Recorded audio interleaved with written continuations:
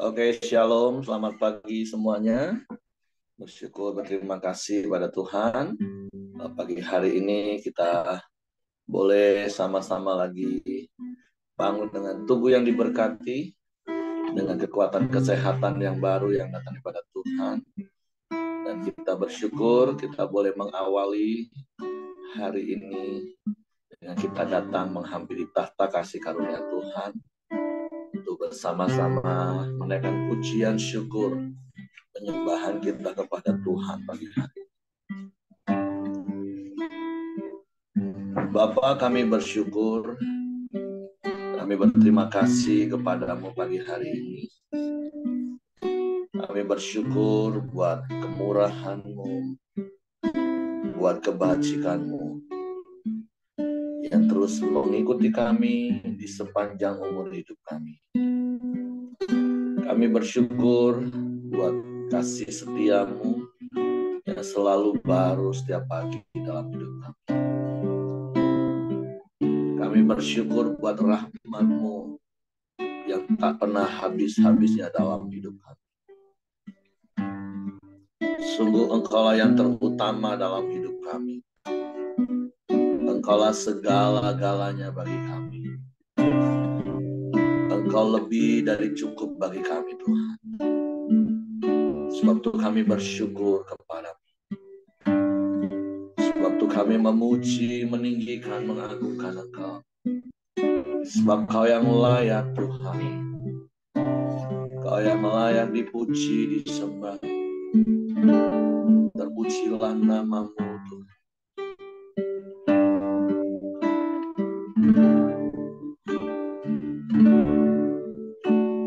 Yang terutama di dalam hidup ini, meninggikan nama Yesus. Yang terutama di dalam hidup ini, memuliakan nama-Nya. Haleluya, haleluya. Saya cinta Yesus. Haleluya, haleluya. Saya cinta Yesus. Yang terutama di dalam hidup ini, meninggikan nama Yesus. Yang terutama di dalam hidup ini, memuliakan nama-Nya.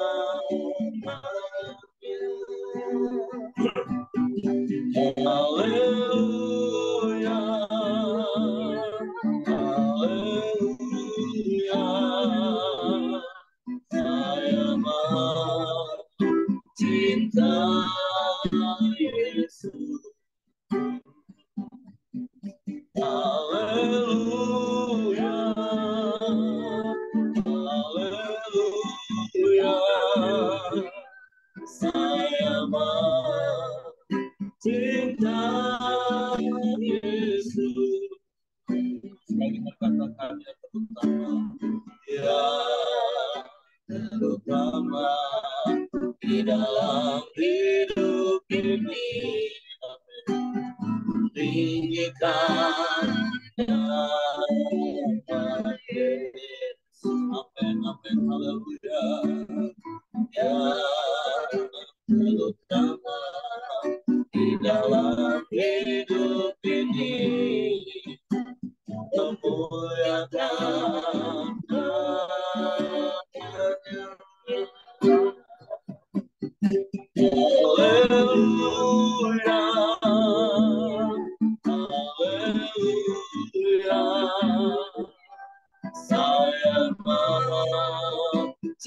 Saya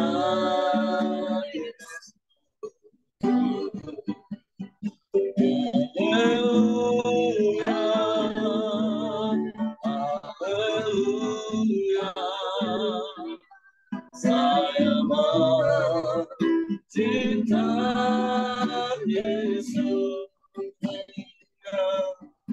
Haleluya, amin. Haleluya, saya mencinta Yesus. Haleluya, haleluya, saya mencinta Yesus. Saya mencinta Yesus. Saya mencinta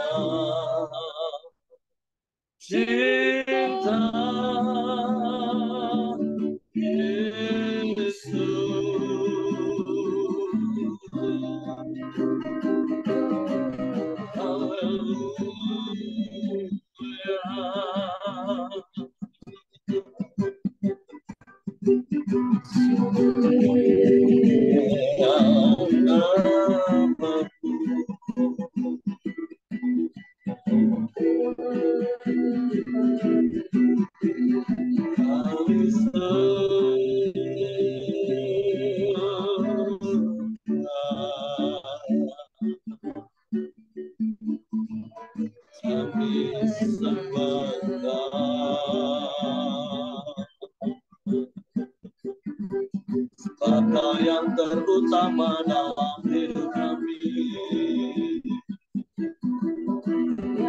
Kau segala-galanya bagi kami. Kami bersyukur,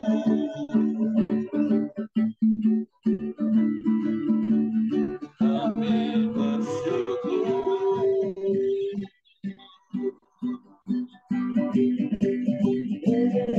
Haleluya.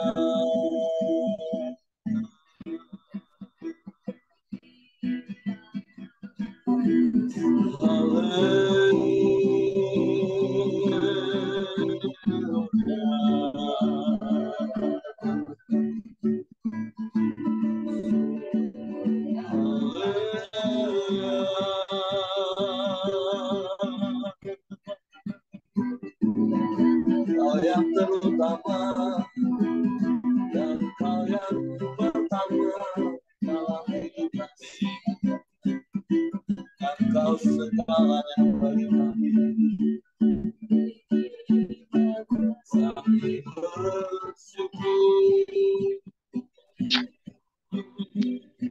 cahaya seperti-Mu kami sembah.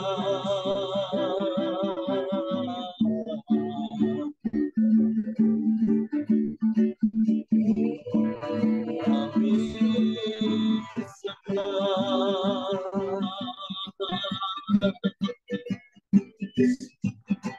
Haleluya, haleluya, haleluya.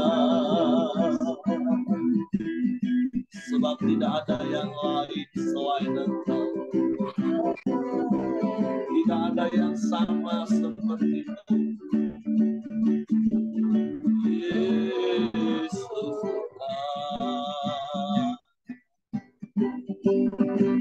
hanya Kaulah satu-satunya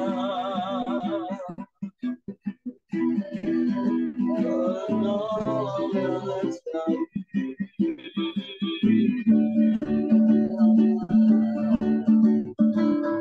Kami sembah, kami sembah.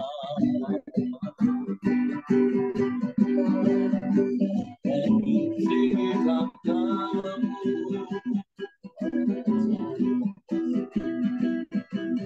kami muliakan Engkau.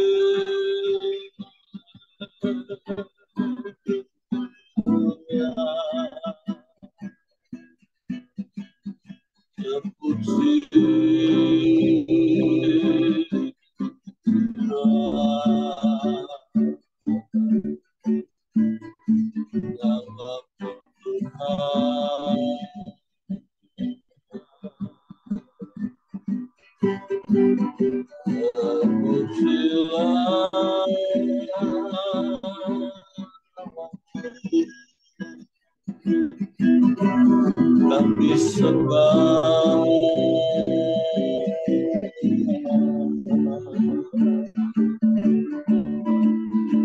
kami sembah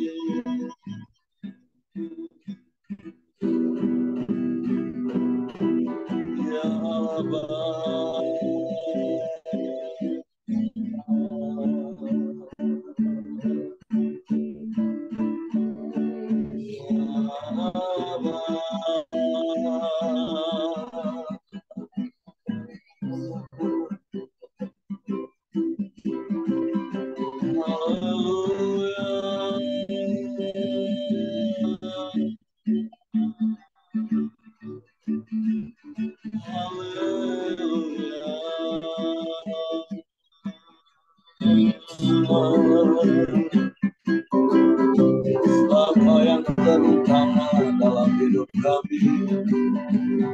Hanya Kau yang layak dipuji disembah, Kau yang layak ditinggikan diagungkan selamanya.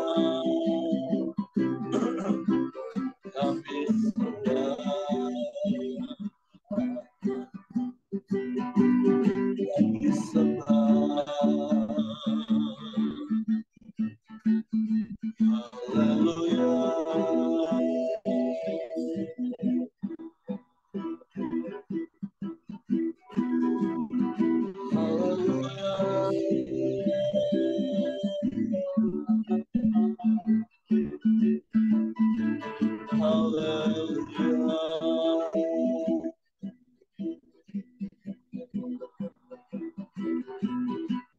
Terpujilah namamu,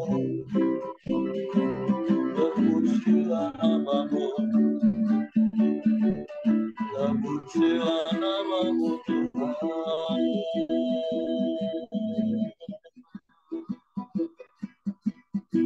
Sebab tidak ada yang lain dan tidak ada yang sama seperti-Mu.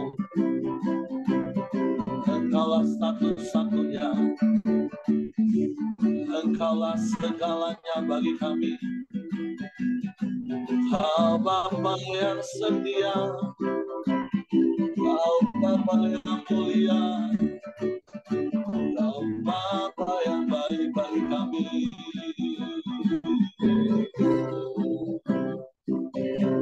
Kami bersyukur,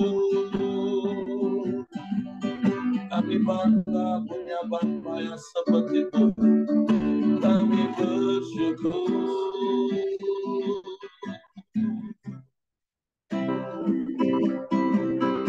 Kami sembah,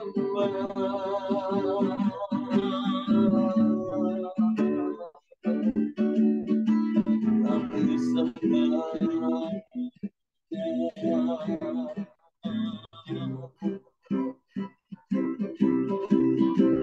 Kami sembah,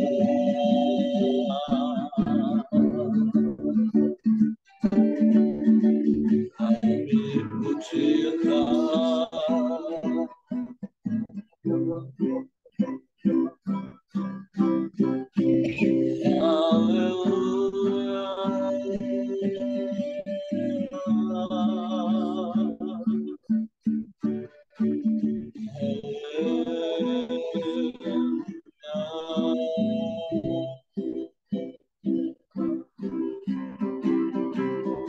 Terpujilah namamu,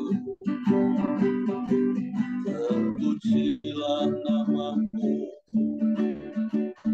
Yesus.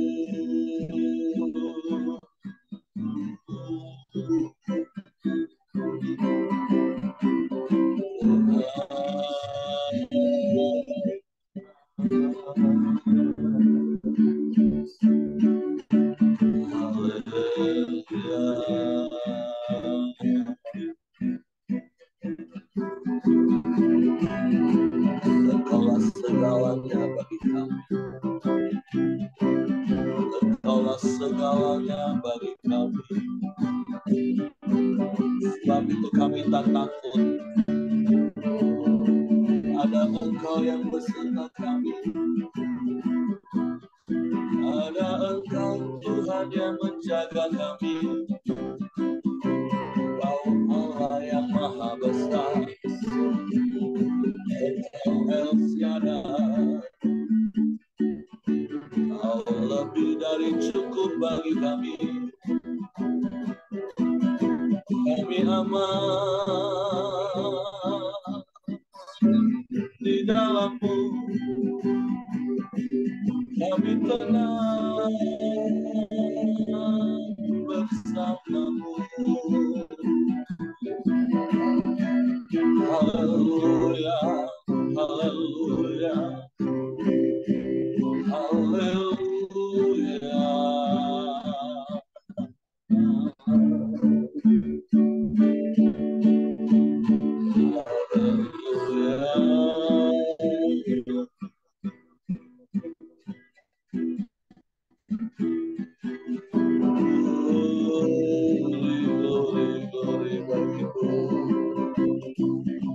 Terpujilah nama-Mu. Kau Allah yang tiada yang bagi kami.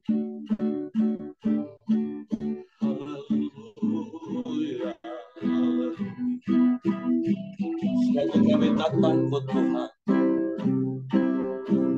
Kami tak gentar bersama-Mu. Haleluya. Haleluya.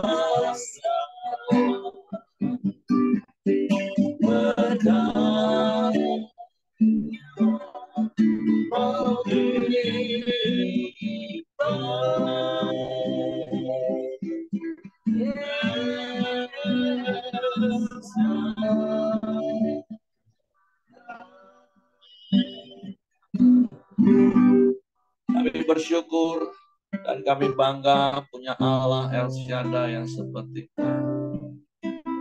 Engkau Allah yang menjaga kami. Engkau Allah yang memelihara kami. Engkau Allah yang menghibur kami. Engkau Allah yang memberkati hidup kami. Sungguh kami aman di dalam-Mu. Sebab Engkau Allah yang maha besar. Engkau yang sanggup melakukan segala perkara. Dan tidak ada yang mustahil bagimu. Kami mau taat melakukan firman-Mu. Taat melakukan bagian kami yang Kau perintahkan. Dan kami percaya Engkau melakukan bagian-Mu dengan setia. Sebab Engkau Bapa yang setia bagi kami. Bapa, terima kasih sampai hari ini kami ada semua karena dan kami mau terus tinggal di dalam-Mu Tuhan. Bapa, terima kasih pagi hari ini kami siapkan lagi hati kami untuk firman-Mu.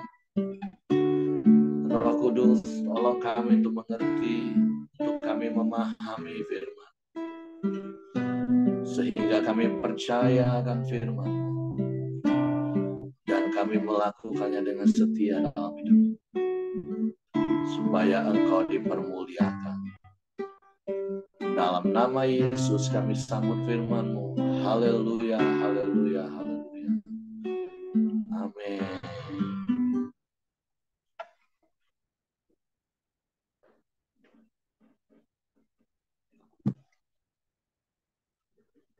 Oke, shalom, selamat pagi Bapak Ibu. Bersyukur, berterima kasih pada Tuhan. Pagi hari ini kita boleh sama-sama lagi belajar kebenaran firman Tuhan. Kita mau terus buka hati kita, supaya hati kita hanya dipenuhi dengan kebenaran firman Tuhan. Sebab firman Tuhan katakan kebenaran itu akan memerdekakan kita. Kita akan benar-benar menikmati hidup sebagai orang yang merdeka. Dan kita boleh terus bersukacita dalam hidup ini ketika kebenaran firman Tuhan yang mengendalikan hidup kita. Hari ini kita masuk di dalam kitab Keluaran pasal yang ke-28, satu perikop mengenai pakaian imam. Saya akan bacakan bagi Bapak Ibu sekalian dan nanti kita akan sama-sama belajar dari ayat-ayat ini. Engkau harus menyuruh abangmu Harun bersama-sama dengan anak-anaknya datang kepadamu dari tengah-tengah orang Israel untuk memegang jabatan imam bagiku. Harun dan anak-anak Harun, yakni Nadab, Abihu, Eleazar, dan Itamar. Haruslah engkau membuat pakaian kudus bagi Harun abangmu sebagai perhiasan kemuliaan. Haruslah engkau mengatakan kepada semua orang yang ahli, yang telah kupenuhi dengan roh keahlian, membuat pakaian Harun untuk menguduskan dia, supaya dipegangnya jabatan imam bagiku. Nah, hal yang pertama yang kita belajar pagi hari ini dari 3 ayat yang pertama, sebelum nanti ayat yang keempat dan berikutnya, itu adalah detail dari pakaian yang harus dikenakan oleh Imam Harun dan anak-anaknya. Nah, dari ayat-ayat ini tentu kita bisa melihat tujuan dari penggunaan pakaian. Nah, tentu sekali lagi ini dalam konteks perjanjian lama, makanya kita bersyukur hari-hari ini kita tidak harus mengikuti tata cara ibadah yang kalau kita baca ya mungkin kalau saya pribadi ada satu kata yang akan muncul, ribet. Ribet banget Bapak Ibu tata cara ibadah perjanjian lama ini. Tapi seperti yang saya katakan kemarin, itu kan sebuah gambaran hidup kekristenan kita, dan kata kuncinya adalah taat saja. Sebenarnya tidak ada yang ribet kalau kita perhatikan, kalau kita simak dengan baik-baik, dan kemudian kita ikutin satu demi satu. Tentu kalau kita langsung baca dan kita gambarkan secara keseluruhan pun saya nggak bisa bayangin contoh tentang pakaian imam hari ini. Saya juga nggak bisa bayangin gambarannya seperti apa. Tapi gambaran utuh itu akan muncul kalau setiap detailnya kita ikuti satu persatu, nanti kita baca ya. Nah, tapi yang dikatakan oleh ayat yang kedua tadi dikatakan kenapa Imam Harun itu harus pakai itu untuk perhiasan kemuliaan. Yang kedua di ayat yang ketiga untuk menguduskan dia.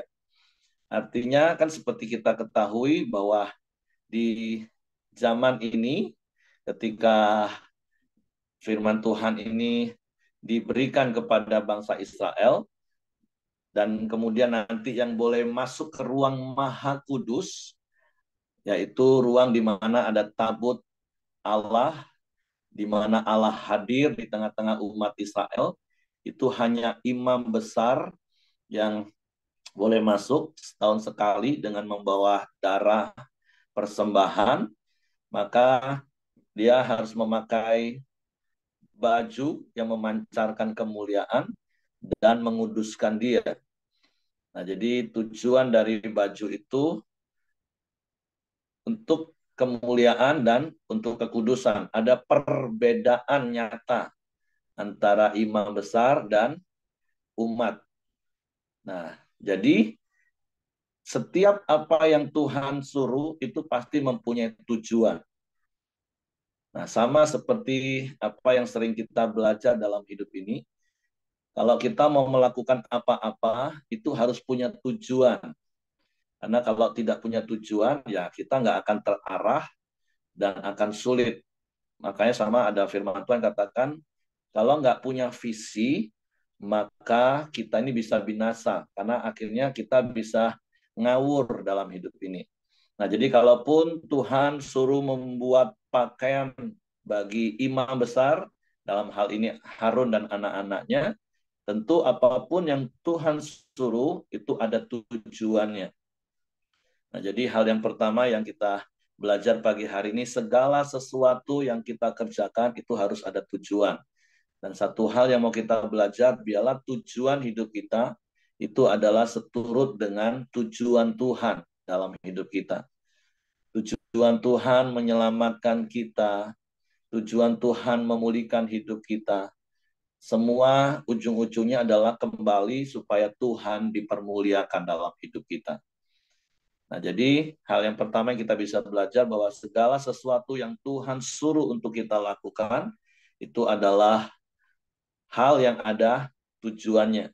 Jadi begitu juga dengan hidup kita. Apapun yang kita lakukan dalam dunia ini harus ada tujuannya. Kalau kita mau lakukan sesuatu belum ada tujuannya, ya sudah lebih baik nggak usah lakukan dulu. Sampai kita menemukan tujuan. Karena ketika kita mempunyai tujuan, maka kita akan bisa melakukan apapun untuk kita mencapai tujuan kita. Dan sekali lagi tentunya hidup kita, tujuan hidup kita adalah memuliakan Tuhan. Oke, ayat yang keempat, di situ dikatakan, inilah pakaian yang harus dibuat mereka, tutup dada, baju efod, gamis, kemeja yang ada raginya, serban, dan ikat pinggang. Nah, kan sebenarnya tidak rumit-rumit banget kan, cuman hanya beberapa bagian saja. Ya kalau zaman sekarang mungkin ada celananya, ada kemeja dalamnya, kalau seperti di luar negeri itu ada bagian rompinya lagi, jas itu, terus baru jas atau tuxedo, nanti ada dasi, terus nanti ada penjepit dasi. Ya sebenarnya itu tadi, kalau kita baca sepintas memang jadinya agak ribet. Tapi ketika kita belajar, perhatikan perlahan demi perlahan, ya sebenarnya nggak ribet-ribet banget. Ya, contoh kalau zaman sekarang beberapa gereja kan memakai atribut-atribut seperti itu kan, seperti saya katakan tadi, di dalamnya pakai kaos dalam, terus pakai kemeja lagi, terus pakai rompinya lagi, pakai jasnya lagi, pakai dasi, terus ada lagi sekarang tambahin kayak selempang lagi. Wah, rumit memang kalau kita mau ikutin. Tapi sekali lagi ketika kita belajar perhatikan pelan-pelan, lakukan satu demi satu, sebenarnya tidak ada yang ribet dalam hidup ini. Karena sekali lagi apa yang pertama tadi, sebenarnya apapun yang Tuhan ingin kita lakukan, itu pasti ada tujuannya. Dan untuk kita mencapai tujuan, ya kita harus melangkah, selangkah demi selangkah. Makanya seringkali kita kan dengan nasihat seperti ini, jangan hanya melihat hasil, tapi proses. Ada begitu banyak orang yang berat di langkah pertama. Bahkan ada begitu banyak orang yang hanya hidup di angan-angan dan dia akhirnya nggak pernah melangkah. Padahal yang penting tuh langkah pertama, terus melangkah lagi satu langkah, pasti akan mencapai hasil, akan mencapai ujungnya, mencapai tujuan. Nah, jadi belajar di dalam kehidupan kekristenan kita dengan Tuhan juga seperti itu. Ada begitu banyak orang, begitu dinasihati firman, rasanya belum apa-apa, sudah mau menyerah, tak mau melakukan. Padahal yuk melangkah saja.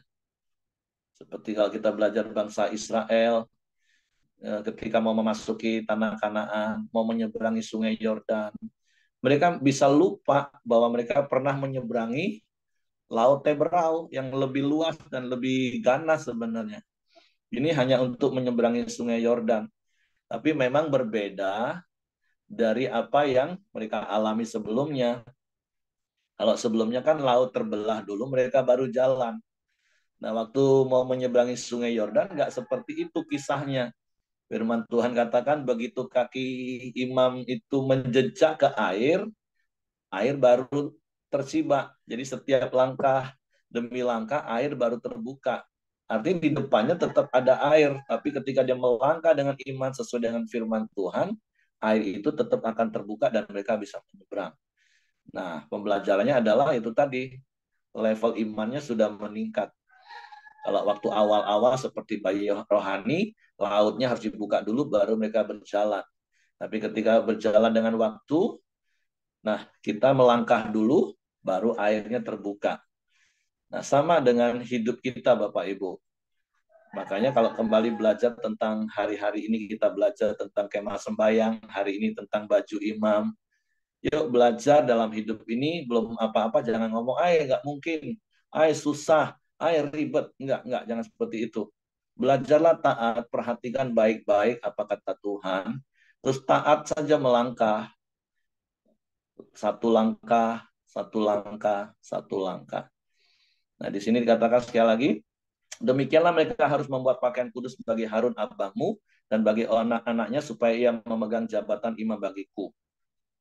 Karena kan kalau tadi kita baca di ayat yang ketiga kan di situ ada orang-orang yang dipersiapkan oleh Tuhan menjadi orang-orang ahli untuk mempersiapkan kita. Nah, zaman sekarang ada Roh Kudus dalam hidup kita. guru di atas segala guru, pribadi yang ahli di atas yang ahli, yang siap menolong kita untuk kita mampu melakukan apapun yang Tuhan suruh kepada kita. Demikianlah mereka harus membuat pakaian kudus bagi Harun abangmu dan bagi anak-anaknya supaya ia memegang jabatan imam bagiku. Untuk itu haruslah mereka mengambil emas, kain ungu tua, kain ungu muda, kain kirmisi dan lenan halus. Baju efod itu harus dibuat mereka dari emas, kain ungu tua, dan ungu muda, kain kirmisi dan lenan halus yang dipintal benangnya buatan seorang ahli. Haruslah ada pada baju efod itu dua tutup bahu yang disambung kepadanya pada kedua ujungnya lah harus baju efod itu disambung. Sabuk pengikat yang ada pada baju efod itu haruslah sama buatannya dan seiras dengan baju efod itu, yakni dari emas, kain ungu tua, kain ungu muda, kain kirmisi, dan lenan halus yang dipintal benangnya. Haruslah kau ambil 2 permata krisopras dan mengukirkan nama para anak Israel pada permata itu. 6 dari nama mereka itu pada permata yang pertama dan ke-6 nama lagi pada permata yang kedua menurut urutan kelahirannya. Seperti buatan seorang pengasah permata diukirkan seperti meterai, demikianlah harus kau ukirkan pada kedua permata itu nama para anak-anak Israel, dililit dengan ikat emas, harus kau buat permata itu. Kemudian haruslah kau taruh kedua permata itu pada kedua tutup bahu baju efod sebagai permata peringatan untuk mengingat orang Israel. Maka ke hadapan Tuhan haruslah Harun membawa nama mereka di atas kedua tutup bahunya menjadi tanda peringatan. Haruslah kau buat ikat emas dan 2 untai dari emas murni sebagai utas, haruslah kau buat itu, yang buatannya sebagai tali berjalin, dan haruslah kau pasang untai berjalin itu pada ikat itu. Haruslah engkau membuat tutup dada pernyataan keputusan buatan seorang ahli. Buatannya sama dengan baju efod, demikianlah harus engkau membuatnya, yakni dari emas, kain ungu tua, kain ungu muda, kain kirmisi, dan lenan halus yang dipintal benangnya, haruslah engkau membuatnya. Haruslah itu 4 persegi, lipat 2, sejengkal panjangnya dan sejengkal lebarnya. Haruslah kau tatakan itu dengan permata tatahan, 4 jajar permata, permata yaspis, merah, krisolit, malakit, itulah jajar yang pertama. Jajar yang kedua permata batu dara, lazurit, yaspis, hijau. Jajar yang ketiga permata ambar, akik, kecubung. Jajar yang keempat permata pirus, krisopras, dan nefrit. Dengan berikatkan emas, demikianlah permata-permata itu dalam tatahannya. Sesuai dengan nama para anak Israel, permata itu harus 12 banyaknya, dan pada tiap-tiap permata haruslah ada diukirkan seperti meterai nama salah satu suku dari yang ke-12 itu. Juga haruslah kau buat untuk tutup dada itu untai berpilin dan dibuatnya sebagai tali berjalin dari emas murni.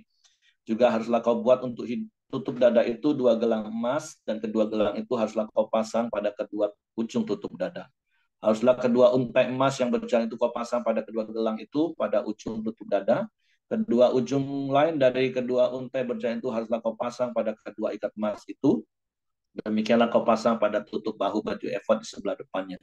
Haruslah engkau membuat 2 gelang emas dan membubuhnya pada kedua ujung tutup dada itu pada pinggirnya yang sebelah dalam yang berhadapan dengan baju efod. Juga haruslah engkau membuat 2 gelang emas dan memasangnya pada kedua tutup baju efod di sebelah bawah pada bagian depan dekat ke tempat persambungannya di sebelah atas sabuk baju efod.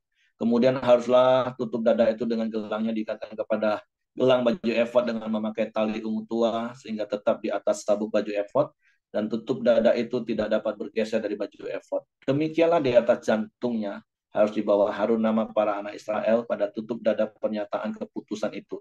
Apabila ia masuk ke dalam tempat kudus supaya menjadi tanda peringatan yang tetap di hadapan Tuhan. Dan di dalam tutup dada pernyataan keputusan itu haruslah kau taruh Urim dan Tumim, haruslah itu di atas jantung Harun apabila ia masuk menghadap Tuhan. Dan Harun harus tetap membawa keputusan bagi orang Israel di atas jantungnya di hadapan Tuhan. Haruslah kau buat gamis baju efod dari kain ungu tua seluruhnya. Lehernya haruslah di tengah-tengahnya, lehernya itu harus mempunyai pinggir sekelilingnya, buatan tukang tenun, seperti leher baju zirah haruslah lehernya itu supaya jangan koyak. Pada ujung gamis itu haruslah kau buat 2 delima dari kain ungu tua, kain ungu muda, dan kain kirmisi pada sekeliling ujung gamis itu, dan di antaranya berselang-seling giring-giring emas, sehingga 1 giring-giring emas dan 1 buah delima selalu berselang-seling pada ujung gamis itu. Haruslah gamis itu dipakai Harun apabila ia menyelenggarakan kebaktian, dan bunyinya harus kedengaran apabila ia masuk ke dalam tempat kudus di hadapan Tuhan, dan apabila ia keluar pula supaya jangan mati. Nah, tujuan dari giring-giring ini adalah kalau pas imam besar masuk ke dalam dan ternyata dia tidak layak. Nah, jadi ketika tidak ada bunyi giring-giring, orang bisa tarik. Biasanya mereka mereka masuk ke dalam, imam besar masuk ke dalam itu ada benang permisi diikatkan kepada kakinya untuk melihat dan mengetahui, untuk mengetahui apakah imam besar itu masih hidup atau enggak. Karena kalau enggak, orang juga enggak boleh masuk. Mayatnya hanya boleh ditarik. Nah, jadi giring-giring itu selama masih bunyi, oh berarti masih hidup tuh imam besar. Tapi kalau sudah nggak bunyi, wah itu perlu dites, ditarik-tarik. Wah, kalau sudah mati tinggal diseret keluar. Ngeri memang Bapak Ibu ya. Nah, tapi ya itulah bersyukurnya kita di hadapan hadirat Tuhan Koram Deo hari-hari ini. Kita nggak usah takut mati karena di dalam Kristus kita mendapatkan kehidupan kekal. Berikutnya juga haruslah engkau membuat patam dari emas murni dan patam itu kau ukirkanlah, diukirkan seperti meterai kudus bagi Tuhan. Haruslah patam itu kau beri bertali ungu tua dan haruslah itu dilekatkan pada serban di sebelah depan serban itu. Patam itu haruslah ada pada dahi Harun dan Harun harus menanggung akibat kesalahan terhadap segala yang dikuduskan oleh orang Israel, yakni terhadap segala persembahan kudusnya, maka haruslah patam itu tetap pada dahinya sehingga Tuhan berkenan akan mereka. Jadi sama imam besar itu menjadi gambaran dan imam besar kita sekarang kan Yesus yang menanggung semua dosa manusia. Kalau patam yang ada di dahi Harun pada itu menanggung semua kesalahan umat Israel. Jadi sekali lagi ini adalah gambaran seperti apa yang Ibrani katakan bahwa Yesus itu adalah imam besar kita yang sudah masuk sampai ke belakang tabir sekali untuk selama-lamanya. Tapi kalau Imam Harun, imam besar itu setahun sekali selama bertahun-tahun sampai dia mati. Haruslah engkau menenun kemeja dengan ada raginya dari lenan halus dan membuat serban dari lenan halus dan haruslah kau buat ikat pinggang dari tenunan berwarna-warni. Juga bagi anak-anak Harun haruslah kau buat kemeja-kemeja dan haruslah kau buat ikat-ikat pinggang bagi mereka dan destar-destar haruslah kau buat bagi mereka untuk menjadi perhiasan kemuliaan. Maka semuanya itu haruslah kau kenakan kepada abangmu Harun bersama-sama dengan anak-anaknya. Kemudian kau harus mengurapi, mentahbiskan, dan menguduskan mereka, sehingga mereka dapat memegang jabatan imam bagiku. Buatlah celana-celana lenan bagi mereka untuk menutupi daging auratnya. Celana itu haruslah dari pinggang sampai paha panjangnya. Harun dan anak-anaknya haruslah memakainya apabila mereka masuk ke dalam kemah pertemuan, atau apabila mereka datang ke mesbah untuk menyelenggarakan kebaktian di tempat kudus, supaya mereka jangan membawa kesalahan kepada dirinya lalu mati. Itulah suatu ketetapan untuk selama-lamanya baginya dan bagi keturunan. Nah, jadi tentu sekali lagi ada begitu banyak hal detail yang Tuhan berikan dengan berbagai macam tujuan tadi. Bahkan di ayat tadi katakan kenapa harus ada giring-giring, kenapa harus ada patam yang didahi. Jadi sekali lagi kata kunci dari apa yang firman Tuhan ajar kita, semua yang Tuhan ajarkan kepada kita itu ada tujuannya. Walaupun sekali lagi kalau kita baca tadi, apalagi dengan cepat seperti saya katakan karena waktu, kita bingung, aduh gimana bentuknya. Tapi sekali lagi ingat, tadi di situ beberapa kali katakan ada orang yang menjadi ahli, diberi keahlian. Kalau bagi kita yang awam dengan hal-hal desain, mungkin kita bingung baca ini. Tapi para desainer itu pasti akan dengan mudah mengikutinya detail satu persatu dan mereka bisa gambarkan. Kalau enggak, Bapak Ibu paling gampang sekarang coba searching di Google, contoh gambaran baju imam besar Harun. Itu akan langsung muncul, begitulah detailnya.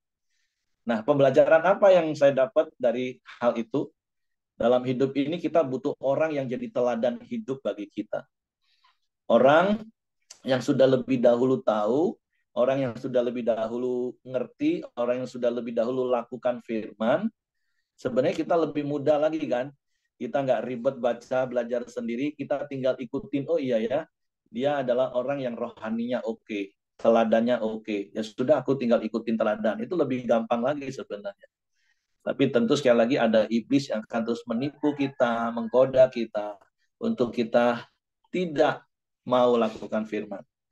Tapi sekali lagi, tentu hari ini kita mau bersyukur kepada Tuhan bahwa ada Roh Kudus dalam hidup kita yang akan bisa menolong kita untuk taat melakukan firman Tuhan. Yang saya percaya juga sebenarnya tidak ada firman Tuhan yang sulit, hanya terkadang kitanya saja yang tidak mau taat. Jadi tidak ada yang sulit dalam hidup ini ketika kita mau taat. Seribet apapun yang kita baca, sekali lagi itu nggak ribet sebenarnya. Karena buktinya ada para desain yang bisa detail, lukiskan gambaran baju ini. Artinya pasti bisa ketika perhatikan dengan sungguh-sungguh dan lakukan satu demi satu. Nah, apalagi yang seperti saya katakan tadi yang terakhir. Kalau lebih mudah lagi ya sudahlah. Bapak Ibu punya orang tua rohani, punya sahabat rohani, mereka yang sudah hidup melakukan firman dan sudah terbukti hidup mereka mengalami kasih karunia. Ya udah tinggal ikut saja. Oh, dia ini suka ngampuni ya. Ya sudah aku mau ngikut suka ngampuni. Kan lebih gampang Bapak Ibu. Kalau dengar sendiri suruh ngampuni rasanya berat, tapi lihat oh iya ya ternyata enak ya kalau ngampuni ya, hatinya plong. Oh ya enak ya kalau jujur itu ya kemana-mana dipercaya orang. Udah tinggal ikut kan lebih mudah hidup seperti itu. Nah makanya ketika kita hidup dalam komunitas, yuk saling menginspirasi, saling memberikan teladan satu dengan yang lain, dan yang lain gampang, tinggal ngikut saja. Nah, seperti Yesus ngomong ke kita, ikutlah aku, tirulah aku. Walaupun tentu saya juga belum berani seperti Paulus ngomong sih. Anak-anakku, anggota komselku, ikutlah teladanku seperti aku mengikuti Kristus. Saya juga belum berani kadang Bapak Ibu. Tapi paling tidak itu tadi yang saya katakan, ya satu demi satu dulu lah Bapak Ibu. Satu demi satu kita lakukan dengan taat. Oke, itu saja yang saya tambahkan mungkin. Oke, Ibu Mirianti mau tambahkan sesuatu, silakan. Ya, sedikit Pak. Ayat 36 Pak. Jadi ayat 36 mengatakan juga haruslah engkau membuat patam dari emas murni dan pada patam itu kau diukirkan seperti meterai kudus bagi Tuhan. Itu bunyi bunyi ukirannya, Pak. Jadi kalau baju gamis dan sorban itu mungkin ditiru ya oleh mereka yang ya di luar kita percaya Yesus, tapi itu hanya mode. Sekarang kita kalau melihat itu rasanya, aduh kok gitu ya. Dipakai untuk hal-hal yang tidak tidak baik lah ya, hanya untuk kamuflase. Tapi kalau pada saat itu perintah Tuhan, semua baju ya, mulai dari baju dalam sampai baju efod, sorban, itu tujuannya ditulis pada patam itu, yaitu kudus bagi Tuhan. Nah, itulah Pak yang harus kita camkan sampai sekarang. Apapun yang kita lakukan untuk Tuhan, pelayanan kita, apapun itu harus ada patam, yaitu kudus bagi Tuhan. Itu aja Pak hari ini saya dapat. Terima kasih, puji Tuhan. Oke, terima kasih Bu Mirianti. Ya, jadi sama seperti Imam Harun itu dikuduskan dan menggambarkan kemuliaan dengan berbagai macam atributnya tadi, dan semua itu kudus bagi Tuhan. Sama hidup kita juga sekarang kita juga harus memakai jubah. Nah, apa jubah kita? Wahyu katakan jubah kita adalah jubah kebenaran firman Tuhan. Artinya orang melihat kita kan pakaian jubah itu kan untuk dilihat orang sehingga itu menutupi ketelanjangan kita. Nah, apa yang orang harus lihat dalam hidup kita? Kebenaran firman Tuhan. Karena itu kudus bagi Tuhan. Jadi pakaian kita sekarang adalah pakaian kebenaran firman Tuhan. Artinya ketika kita melakukan firman Tuhan itu seperti kita memakai jubah imam besar tadi. Karena 1 Petrus 2 ayat 9 katakan kita ini adalah imamat yang rajani, bangsa yang kudus. Jadi baju kita itu adalah kebenaran firman Tuhan. Jadi orang melihat kita adalah orang yang melakukan kebenaran firman Tuhan dan itulah yang kudus bagi Tuhan. Itu meterai dalam hidup kita. Jadi mari terus lakukan firman Tuhan, hidup dalam firman Tuhan, karena itulah jubah kita, itulah baju kita, itulah identitas kita. Dan di dalamnya ada meterai yang dikatakan tadi kudus bagi Tuhan. Oke, terima kasih. Itu saja saya serahkan kepada Hengki. Iya, kita masuk dalam doa kita di pagi hari ini. Silakan Ibu Dorcas, nanti ditutup sama Pak Heri. Mari kita sama-sama masuk di dalam doa. Tuhan, kami menghadap Engkau Allah yang Maha Kudus. Kudus-kuduslah Engkau Tuhan. Dan Engkau terus boleh melayakkan kami di dalam diri kami sebagai anak-anak-Mu, yang kami terus boleh dilayakkan di dalam pekerjaan-pekerjaan Tuhan yang besar, yang Tuhan sudah persiapkan bagi setiap saya. Dan pemikirannya ada di dalamnya ya Tuhan. Tidak ada satupun kami yang tertinggal di dalam kami melakukan pekerjaan-pekerjaan Tuhan. Pagi ini Tuhan, hamba tergerak. Engkau yang meminta kami untuk saling mendoakan satu sama lain. Hendaklah Engkau saling mengaku dosa dan saling mendoakan supaya kamu disembuhkan. Bapa di dalam surga, pada pagi ini, jikalau kami masih menyimpan dosa kami, menyimpan hal-hal yang melanggar di hadapan Tuhan, pagi ini Tuhan, ampuni kami semua. Sekali lagi Tuhan, kami boleh mau tinggalkan yang tidak Engkau suka. Kami boleh dengan sadar, kami mau tinggalkan segala kenyamanan kami. Kami mau tinggalkan segala apa yang Tuhan tidak mau demi kemuliaan Engkau. Supaya kami dibebaskan Tuhan sekali lagi. Di dalam nama Tuhan Yesus. Tuhan, pada pagi ini Tuhan, kami berdoa satu sama lain. Jika ada sakit penyakit di dalam tubuh kami, satu persatu Tuhan, Engkau jamah dalam nama Tuhan Yesus.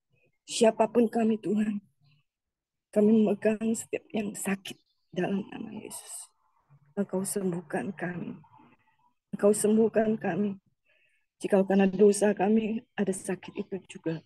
Dalam nama Yesus, kami telah mengaku dosa dan Engkau sembuhkan. Terima kasih Tuhan, kami percaya pagi ini ada kesembuhan yang Tuhan berikan kepada setiap kami yang ada di dalam Koram Deo ini Tuhan. Terima kasih. Terpujilah kan Engkau Tuhan. Kau berikan hati kami yang boleh terus berdoa dan berdoa kepada Tuhan. Dan pagi ini Tuhan, firman Tuhan yang telah mengatakan bahwa hidup kami harus boleh setaat Engkau terus menerus karena Engkau adalah Allah yang betul. Kami hanya menuruti semua firman-Mu, perintah-perintah-Mu. Tuhan, kami tahu roh lemah yang ada dalam diri kami, roh yang penurut. Kami mau mengikuti roh Engkau ya Tuhan. Roh Allah, roh kudus yang ada dalam hati kami. Bapa di dalam surga, kami percaya bahwa daging kami ini yang walaupun akan terus mau merongrong kami, kami percaya dengan teguh kami mampu mengalahkannya. Terima kasih Tuhan. Pagi ini juga kami mau berdoa Tuhan untuk bangsa kami. Kami juga berdoa untuk dunia ini Tuhan. Pemanasan global di mana-mana ya Tuhan. Kami sendiri terasa. Tetapi Tuhan Kau berikan kekuatan fisik kepada setiap orang percaya dimanapun kami berada. Kami kekuatan fisik untuk menyesuaikan diri dalam keadaan-keadaan yang semakin sulit ini. Oleh karena Engkau sendiri Tuhan. Engkau menolong setiap anak-anak Tuhan dimanapun kami berada. Tuhan terima kasih. Kami menyerahkan bangsa ini juga di dalam pemilu tahun depan terus kami mendoakan pemilihan pemimpin bangsa ini Tuhan. Supaya Tuhan ikut campur akan segala sesuatu. Tetaplah Tuhan, Engkau memilihkan bangsa ini seorang pemimpin yang takut akan Tuhan saja. Kami sungguh memohon kepada Tuhan, Engkau ikut campur dalam nama Yesus. Terpujilah Engkau. Terima kasih Tuhan. Di dalam nama Tuhan Yesus Kristus kami telah berdoa. Mari kita sama-sama berdoa. Bapa kami yang di surga, dikuduskanlah nama-Mu, datanglah kerajaan-Mu, jadilah kehendak-Mu di bumi seperti di surga. Berikanlah kami pada hari ini makanan kami yang secukupnya, dan ampunilah kami akan segala kesalahan kami, seperti kami juga mengampuni orang yang bersalah kepada kami. Dan janganlah membawa kami ke dalam pencobaan, tetapi lepaskan kami daripada yang jahat. Karena Engkaulah yang punya kerajaan dan kuasa dan kemuliaan sampai selama-lamanya. Amin. Kami bersyukur karena Kau berikan Roh Kudus dalam hidup kami untuk menolong kami melakukan setiap perintah firman-Mu. Dan kami percaya semua perintah-Mu itu dapat kami lakukan ketika Roh Kudus memimpin kami, menuntun kami kepada seluruh kebenaran-Mu, dan kami memiliki hati yang taat kepadamu, sehingga kami mencapai tujuanmu dalam hidup kami. Hidup kami memuliakan nama Tuhan. Bapak, terima kasih buat pagi hari ini. Kami serahkan hidup kami, roh, jiwa, tubuh kami sepanjang hari ini, bahkan sepanjang umur hidup kami di dalam tangan-Mu. Tutup bungkus kami dengan kuasa darah Yesus, malaikat menjaga tempat tinggal kami, menyertai keluar masuk kami sepanjang hari ini. Dalam seluruh aktivitas kami, biarlah orang-orang melihat Engkau ada dalam hidup kami. Kebenaran firman-Mu menjadi jubah dalam hidup kami, dan Engkau dipermuliakan. Terpujilah nama-Mu Bapa. Kiranya kasih karunia Bapa, damai sejahtera Yesus Kristus, serta pimpinan persekutuan Roh Kudus menyertai kita sekalian. Mulai hari ini sampai Maranatha, Dia Yesus datang kali yang kedua. Di dalam berkat nama Tuhan Yesus Kristus. Haleluya. Amin. Oke, semangat pagi, selamat beraktivitas. Tuhan memberkati. Besok walaupun ada ibadah, kita mau tetap koram Deo, Bapak Ibu, atau gimana? Jadi.